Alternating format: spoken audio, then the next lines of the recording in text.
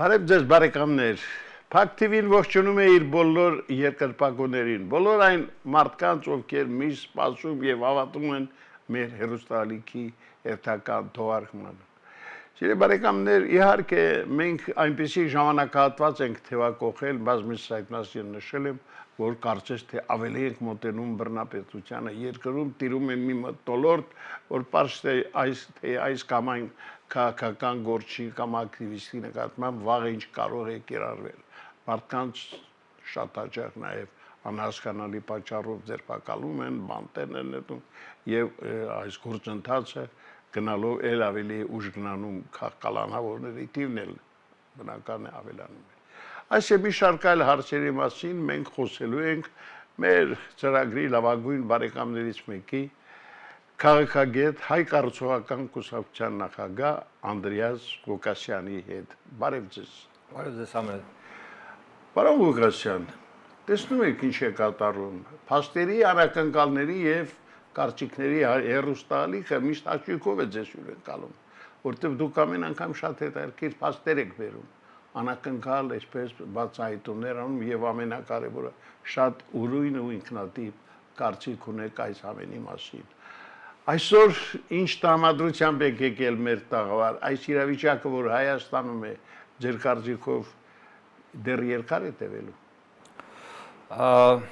Այսօր իմ կարծիքով ամենամութ ժամանակահատվածն է պետական կառավարման համակարգի համար, որովհետև մի քանի օրից պիտի տեղի ունենա կառավարության վերակազմավորում ըստ օրենքի, կառավարությունը պիտի ներկայացնի իր նոր ծրագիրը, հաստատվի դա խորհրդարանում եւ նոր կազմ ձևավորի կառավարությունը։ Եվ հիմա իմ գնահատումով, իմ գնահատականով մութ կեղտոտ գործարքների իրականացնելու այսպես թեժ ժամանակն է, որովհետև նրանք ովքեր որ գնում են այն նախարարները եւ պաշտոնյաները, որոնք որ պետք է գնան, շարունակություն չունեն, հիմա իրենց հարցերն են կարգավորում, մինչև այդ չկարգավորված եւ իհարկե մի այսպիսի այս ընտրությունների ընթացքում կարմիր գծով անցնում էր կառավարության գործունեության մեջ մի պրոյեկտ, շատ խոշոր պրոյեկտ։ Հունվարին կառավարությունը որոշեց 47 տարով անհատույց տալ օդանավակայանի կոնցեսիան այդ շահագործողին, Էդուարդո Էրնեկյանի կողմից հիմնադրած Լյուքսեմբուրգի օֆշորային այդ ընկերությանը, American Corporation ընկերությանը, որի նախորդ ժամկետը կոնցեսիայի շուտով պիտի ավարտվեր։ Այդ կոնցեսիան անհատույց է, այսինքն 22 թվականին Քոչարյանը անհատույց էր տվել այդ ընկերությանը, ամբողջ օդանավակայանը իր ողջ ինֆրակառուցվածքով այդ ընկերությանը առանց որևէ վարձատրության դրա դիմաց, պայմանով, որ որոշակի ներդրումներ պիտի կատարվեն։ Հիմա այդ 30 տարվա կոնցեսիան եւս 47 տարով երկարաձգվեց։ Եվ հատկանշական այնտեղ մի էլեմենտ կա, որ եթե 2002 թվականին կարելի էր ասել, որ դե Հայաստանը միջոց չունի օդանավակայանը արդիականացնելու, գիտելիք չունի, հարկավոր էր դրսից ինչ-որ մի ընկերություն բերել եւ դրանով հիմնավորել, որ ինչ են անհատույց տվել, այդքան թանկարժեք չէ, օդանավակայանը տասնյակ միլիոնների, հարյուրավոր միլիոնների արժեք ունեցող իր ամբողջ ինֆրակառուցվածքով օբյեկտ է։ Հիմա այդպիսի փաստարկներ բերել անհնար է։ Ներդրումները լավ վատ կատարված էին, նոր տերմինալ է կառուցված, վերանորոգված էին ինչ-որ ինֆրակառուցվածքի էլեմենտները, եւ Հայաստանը կարող էր հետ ստանալ այդ օդանավակայանը, իր կառավարումը կազմակերպեր եւ տարեկան ունենար 25-30 միլիոն դոլար շահույթ, օգուտ։ եւ կառավարեր այդ սակագները ոնց որ անհրաժեշտ կգտներ։ Մեր օդանավակայանը ամենաթանկ օդանավակայաններից մեկն է տարածաշրջանում եւ դրա համար Հայաստան թռիչքները համեմատ ավելի թանկ են, քան մյուս արևան պետություններից թռիչքները մարդիկ հաճախ համեմատում են, զարմանում են դա, ինչպես այդպես լինում։ Հիմա այդ գործարքը երկրորդ փուլ է մտել։ Հիմա ուզում են քանդեն հին մասնաշենքը, կլոր օդանավակայանի մասնաշենքը, որը որ անցյալ տարի կառավարությունը ընդգրկեց Հայաստանի հուշարձանների ցուցակում։ Այսօր այդ նույն կառավարությունը գրում է, որ անիմաստ է ցուցակում լինի այդ շենքը, որովհետև խանգարում է զարգացմանը, մաստեր պլանին։ Սա խաղ է եւ շատ ակնհայտ խաղ, որը որ կոռուպցիոն ռիսկ է պարունակում։ Այսինքն մեկ տարի առաջ կար այդ մաստեր պլանը, շենքի քանդման մասին այդ կոնցեսիոները 13 թվականից է գոռում գոչում, հանրային պայքար է գնում եւ միջազգային պայքար է գնում, որտեղ ոչ միայն Հայաստանի համար Զվարթնոց օդանավակայանը արժեք է, ճարտարապետական արժեք է, այլ մտնում է միջազգային ճարտարապետական ժառանգության մեջ։ Ընդամենը 7 այդպիսի այդ տեսակի կլոր օդանավակայաններ կան աշխարհում եւ դրանք նույնիսկ եթե չեն շահագործվում, պահպանվում են պետությունների կողմից։ Եվ արիուտես Հայաստանում ինչպես է ստացվում, որ մտցնում են ցուցակ, հետո գործարկը կնքում են, հանում են ցուցակից։ Պատճառաբանությունը հանելու նպատակահարմար չի։ Ուրիշ պատճառաբանություն չկա։ Սա դասական կոռուպցիոն ռիսկի օրինակ է։ Օդանավակայանի հետ մենք մի անգամ խոսացել ենք ձեզ հետ եւ այդ խոսակցությունից կարծում եմ բան չի փոխվել։ Առհասարակ նոր տերմինալը կառուցված, այդ մեծ շենքը, որ կա, իր պարկինգով եւ այլն, չունի կադաստրում պետական գրանցում։ Այսինքն չի վճարում գույքահարկ եւ այլն եւ այլն։ Այդ մեծ քանի հազար քառակուսի մետր շինությունը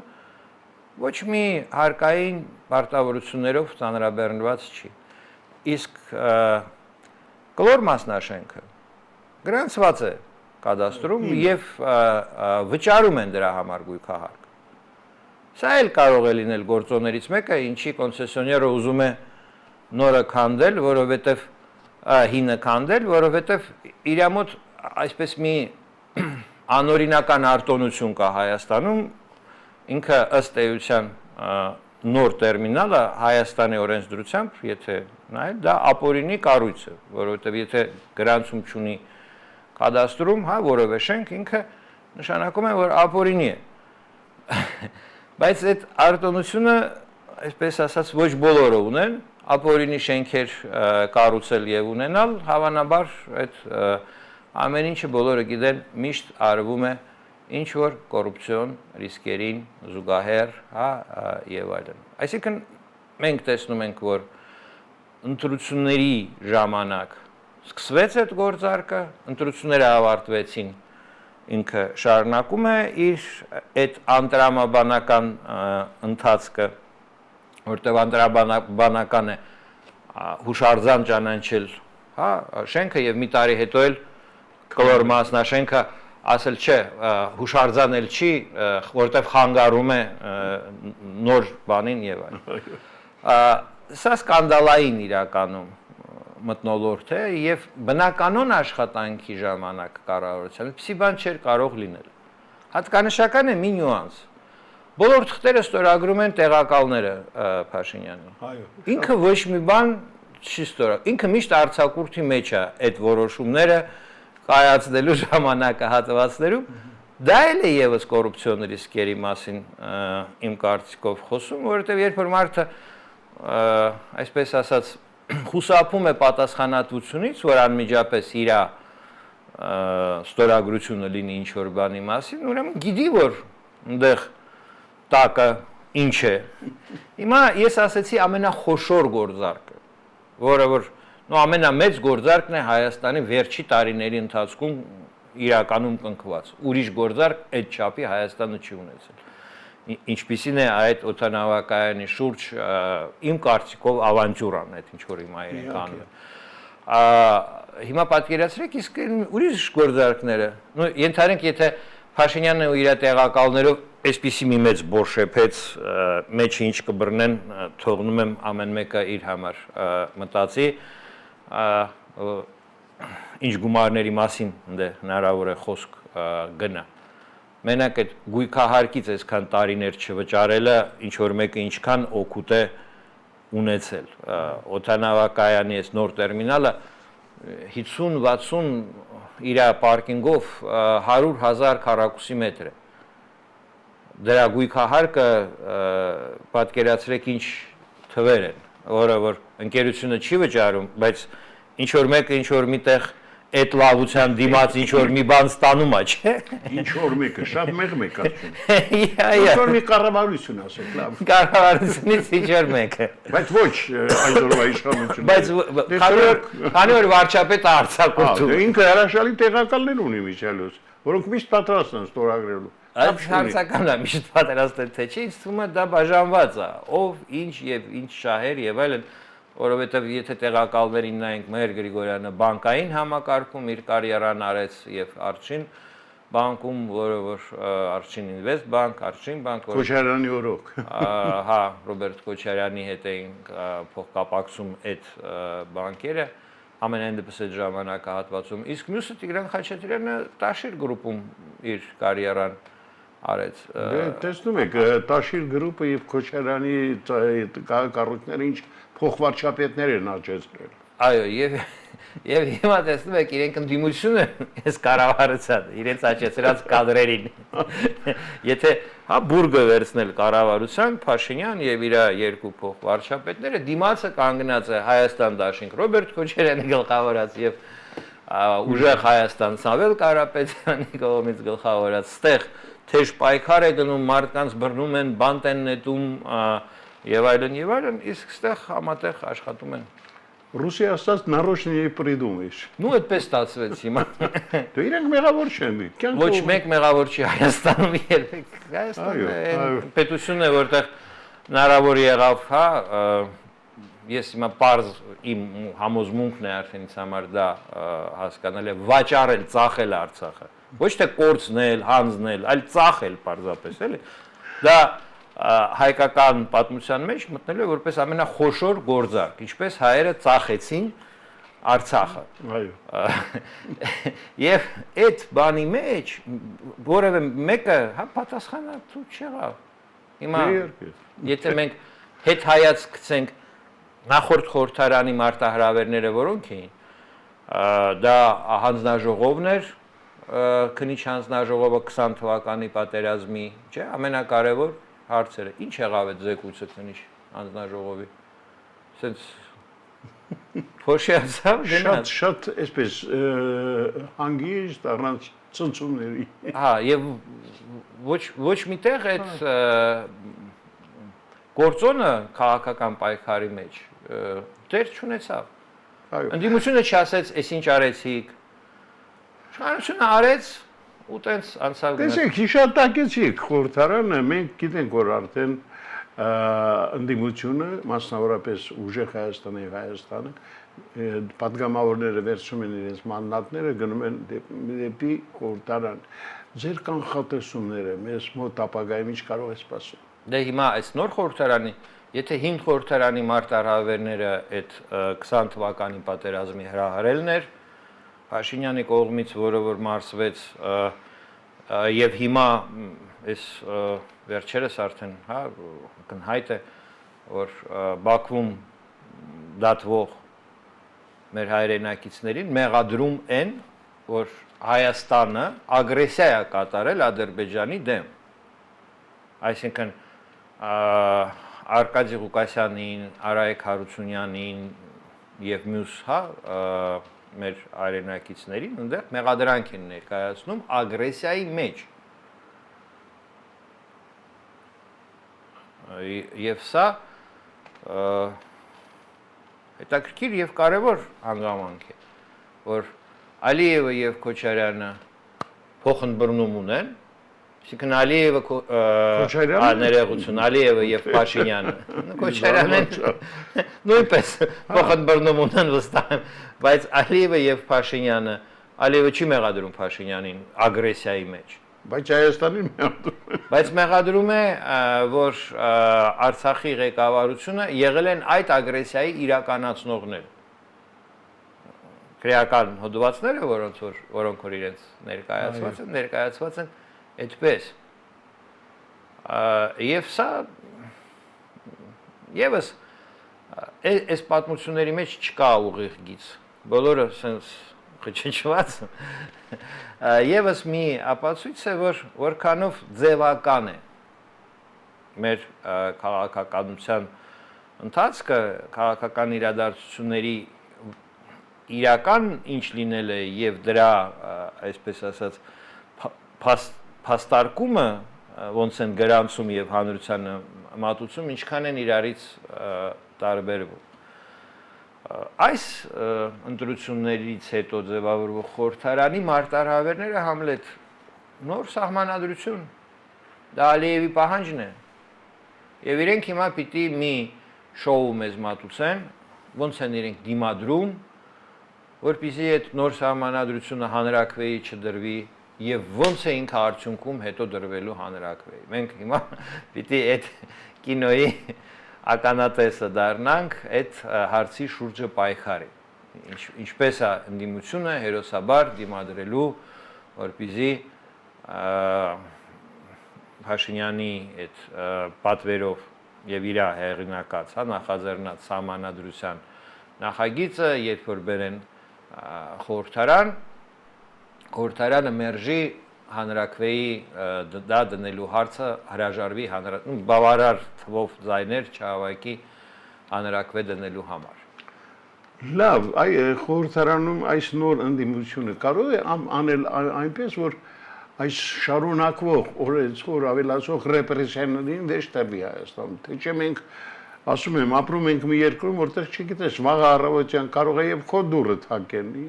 ասելով, որ դու այս բառը այսպես չես ասել։ Կա այդ վտանգը քաղաքագիտությունը դա ֆիքսում է բազմաթիվ պատմական օրինակներով, երբ սկսվում է ռեպրեսիան ինչ որ մի քաղաքական կամ սոցիալական խմբի դեմ, իսկ հետո աստիճանաբար այդ շարքը դեմ են ռեպրեսիաները ուղղված, սկսում են ընդլայնվել, դա օրինաչափություն է։ Այսօր հայտարարված է, որ ռեպրեսիաների թիրախը դա ուժեղ Հայաստան դաշինքի ընտրակաշարք, այդ թեմաներով, այդ հարցերով մեղադրվող մարդկանց խումբն է, ակտիվիստներն են քաղաքական այդ ուժերի։ Բայց զուգահեռ արդեն նոր փաթեթ գալիս է տնտեսական ռեպրեսիաների, Սարոկյանի կայսրությունը հիմա որ փորձում են ազգայնացնել, ուղեկցվում է դա նաև ինչ որ քրեական մեղադրանքներով, հենց առաջինը Սարոկյանի դեմ։ Այսինքն սա շատ հեշտությամբ կարող է անցնել, որ իսկապես դառնա սովորական երևույթ եւ սկսի մյուս տնտեսավորող սուբյեկտներին, մյուս սեփականատերերի հետ առնչվել։ Դա շատ կարևոր հարց դուք շոշափեցիք։ 18 թվականին ես բազմից դրա մասին ասում էի, որ ինչի է հարկավոր ապօրինի հարստության խնդիրը բաց քննարկել եւ հասկանալ, որ ապօրինի հարստությունը կուտակված այդ Քոչարյան, Սերժ, Լևոն Տեր-Պետրոսյան ժամանակահատվածներում չի կարելի պարզապես բռնագանձել։ Պատմական փորձը վկայում է, որ այդ դեպքում բիզնեսները, գործարանները, ընկերությունները կորցնում են իրենց շուկայական կարողությունները եւ այդ բռնագանձումներից հետո բռնագանձեցիր գործարանը մենակ պատերը կարող է ստանաս, որովհետեւ կառավարումը գնում է հին տիրոջ հետ միասին։ Եվ պետությունը երբ որ սեփականաշնորհում է կամ ազգայնացնում է ավելի ճիշտ ինչ որ մեկի ունեցվածքը ինքը չի կարող վստահել այնտեղ կառավարման խմբին, փոխում է ղեկավարությունը, փոխում է ամեն ինչը, վերջում դա որպես կանոն բերում է նրան, որ այդ ազգայնացված ընկերությունների արդյունավետությունը էապես նվազում է։ Դրա համար օգտագործում են հատուկ միջոց, ապօրինի հարստացման համար սահմանվում է հարկ, լրացուցիչ հարկ։ Գնահատվում է ապօրինի հարստությունը, իսկ ինչպես է գնահատվում։ Ենթադրենք ամենապարզ մեթոդաբանությունը։ 20 տարվա մեջ մարդը կարող էր աշխատել $50 միլիոն ազնիվ ձեռներեցության զբաղվելու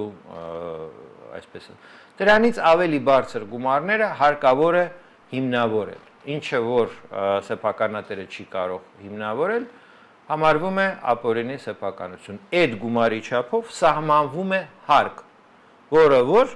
տվյալ սեփականատերը 10 տարվա մեջ այդ արժեքը վճարում է։ Ընկերությունը մնում է ընկերություն, սեփականությունը մնում է այդ նույն մարդուն, ով որ դա ունեցել է, դրա արժեքը նա վերադարձնում է հանրությանը գումարային տեսքով ինչ որ ժամանակահատվածի ընթացքում։ Եղել է ժամանակահատված, երբ որ այդ սեփականատերը կոնկրետ քաղաքական ռեժիմի, կոռուպցիոն քաղաքական ռեժիմի արդյունքում օգտագործելով պետական ուժը, չարաշահելով այդ ուժը եւ խախտելով օրենքները ձևավորել է, արտոնյալ պայմաններ է ստացել սեփականություն։ Հաջորդ փուլում արդարությունը գործում է այստեղ եւ արդարադատությունը այնպես, որ այստեղ ունեցել ես առավելություն, այստեղ ունենալու ես ավելի ծանր բեռ։ Երբ որ բոլորի համար հարկը ենթադրենք 10% է, իսկ իրենց համար դառնում է հարկը ավելի մեծ թիվ, որ իրենք վերադարձնեն այդ նախորդ։ Սա փորձված մոդել է եւ մենք դա առաջարկում ենք 18 թվականին, ոչ օլիգարխիան ուզեցավ դա լսել։ Դե ոչ էլ էս կառավարությունը։ Կառավարությունը պարզ է ճոմներ խաղում, որովհետեւ ապօրինի սեփականության երևույթը միշտ լծակ է քրեական հետապնդումների համար եւ հանրային միշտ լեգիտիմ առիթ է եւ շահարկելու, մարդկանց հուզական եւ այլն, տեսեք, պայքարում են արդարություն, բան։ Հիմա ինչքան մարդիկ կան, որ ուրախանում են, որ Ցառուկյանի տնտեսական խումբը տրոհում են, վաճառում են, բան են անում, այդ ազգայնացնում են եւ մյուսը։ Մարդիկ պարտավոր չեն պատմական փորձ իմանալ, թե Չիլիում ինչ եղավ, թե որ երկրում ինչ եղավ նման էքսպերիմենտների արդյունքում։ Բայց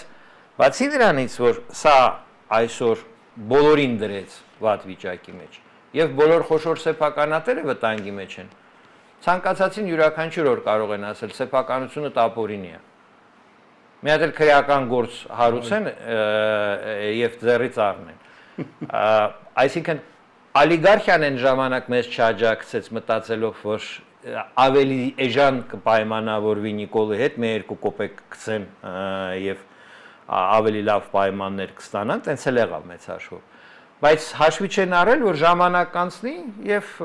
կարող են հակառակ վիճակում հայտնվել, որ թուղթ չունեն իրենց պաշտպանող, օրենք չունեն իրենց պաշտպանող այսպիսի ռեպրեսիաներից։ Եվ սա այսօր նաև կարող է շարունակություն ունենալ ցանկացած հաջորդ level տնտեսավորող սուբյեկտներին, որովհետև երբ որ պետությունը գործի է դնում ռեպրեսիվ մեխանիզմ, քննիչները, չէ, պատկազիրոք վերցնում են հանձնարարություն, կատարում են, քրեական գործեր են սարքում եւ այլն։ Հետո էլ մի հատ երկու հատ ինքը իր համար էլ չէ իրավունք ունի մի երկու բիզնեսմեն, այսպես ասած, կողքից կմճտի այդտեղ բարձր ղեկավարությունը պիտի փակի աչքերը եւ այսպես մեխանիզմը, էլի, ինչու է նման ռեպրեսիվ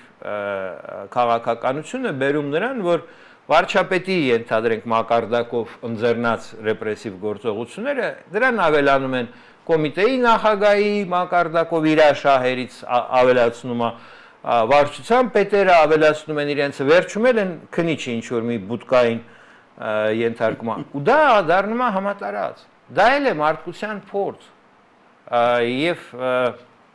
չես կարող այդ քնիչին ասես մի արա այդ քնիչը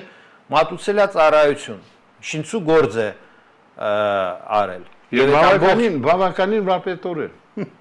Ես չի ասի, որ շատ բարձր։ Չէ, դե ես նկատի ունեմ ճակերտավոր վարպետորեն։ Հա, ճակերտավոր։ Աչք ցանկով անում։ Որովհետև այս որ հիմա մեղադրում են, իրենք էլ տենց չէ, տեսանք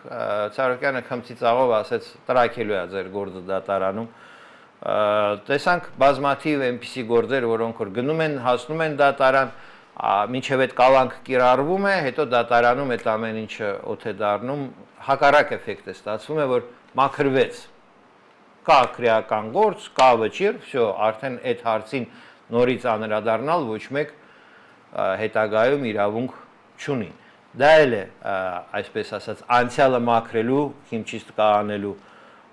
տարբերակ եւ իմ տպավորությունն է, որ այսօրվա իշխանությունները հենց դրանով էլ զբաղված են,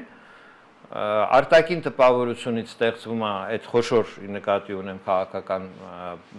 process-ներում, որ խոսքը գնում է հետապնդումների մասին, չէ՞, ենթադրենք։ Հիմա Սերժ Սարգսյանի դեմ հարուցում են գործ, որ ինքը Սև Բերդը Գյումրիի իր պաշտպանության նախարար վաղտ վաճառել է։ 2 տարի հետո սուս-փուս մենք ոչ էլ կնկատենք, որ այնտեղ կգրեն վաղեմության ժամկետի բանով անցյալով անցել է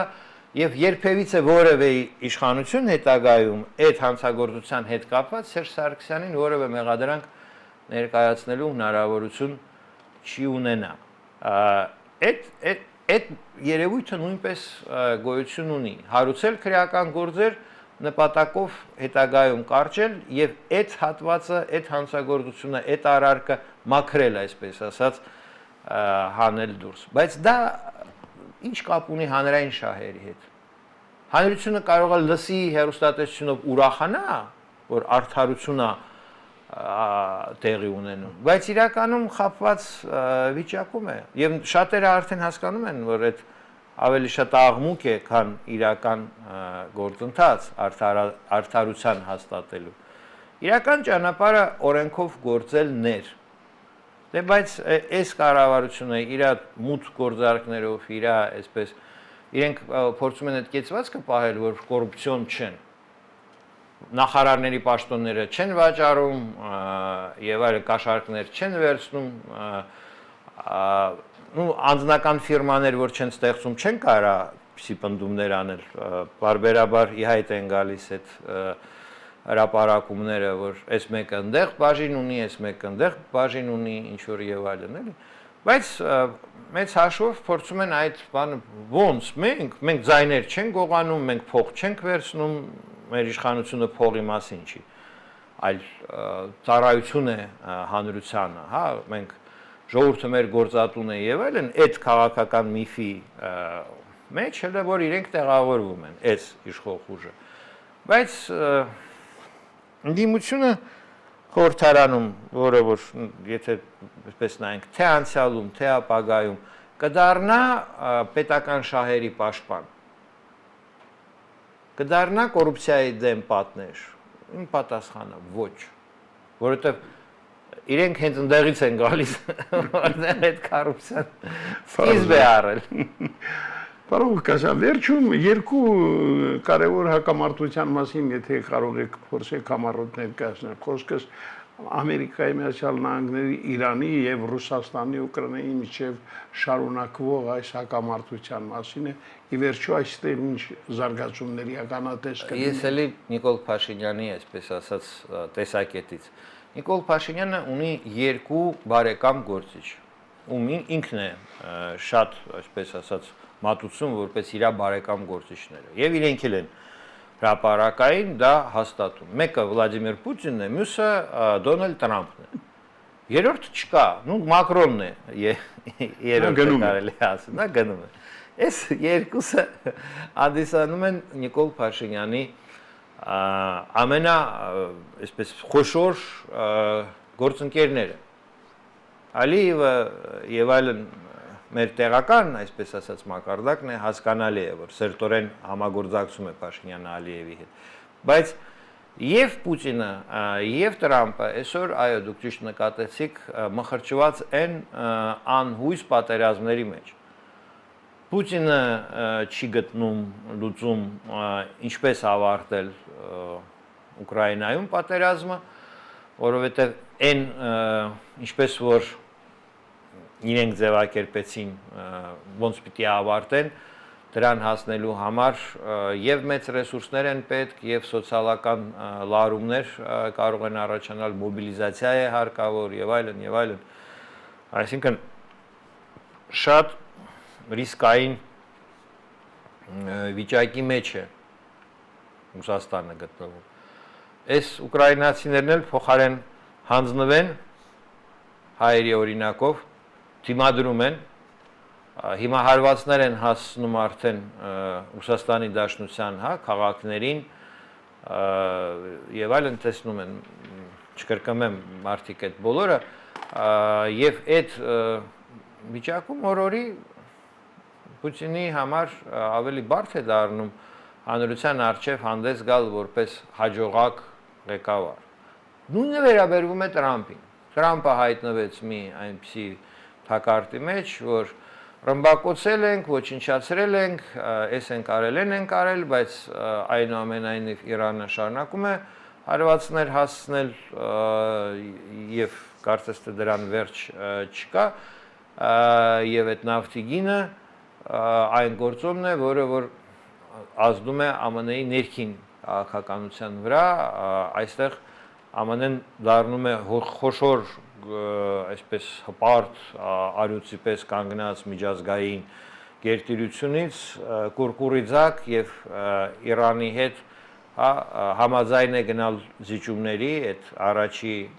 նախորդ խաղաղության մեմորանդումը տեսանք ինչ պայմաններ է պարունակում եւ 300 միլիարդ դոլար տալ վերանորոգման եւ այն որ մարդիկ նայում են ու չէին հասկանում այս կապիտուլյացիայի մասին է ԱՄՆ-ի թե հաղթեց թե պարտվեց ԱՄՆ-ն այդ բանից հուշագրից դա չէր երևում որ ԱՄՆ-ն հաղթեց ինչ որ մի բան բայց երևում էր որ հին վիճակի վերադառնալու համար ԱՄՆ-ն պիտի մեծ գումարներ տրամադրի եւ պատժամիջոցներ հանի Իրանից իհարկե դա կարծացվում էր ընկալվում էր որպես պարտություն Ես ինչի Նիկոլ Փաշինյանից սկսեցի, որովհետև Հայաստանի արտաքին քաղաքականությունը հենվում է եւ Ռուսաստանի Դաշնության եւ ԱՄՆ-ի վրա։ Եվ հիմա այդ երկու գործընկերն էլ այսօրվա կառավարության գտնվում են խորը ճգնաժամի մեջ։ Դա իհարկե ազդում է ներքին քաղաքական իրավիճակի վրա, կառավարության կարողությունների վրա եւ Հայաստանի շուրջ ստեղծվող իրադարձությունների վրա։ Ինչպես է ազդում, ես կարծում եմ բացասաբար։ Երբ պարոն Ղուկասյան, շնորհակալ եմ։ Մենք առաջիկայում իհարկե կշարունակենք մեզ, ինչպես ասում են զրույցները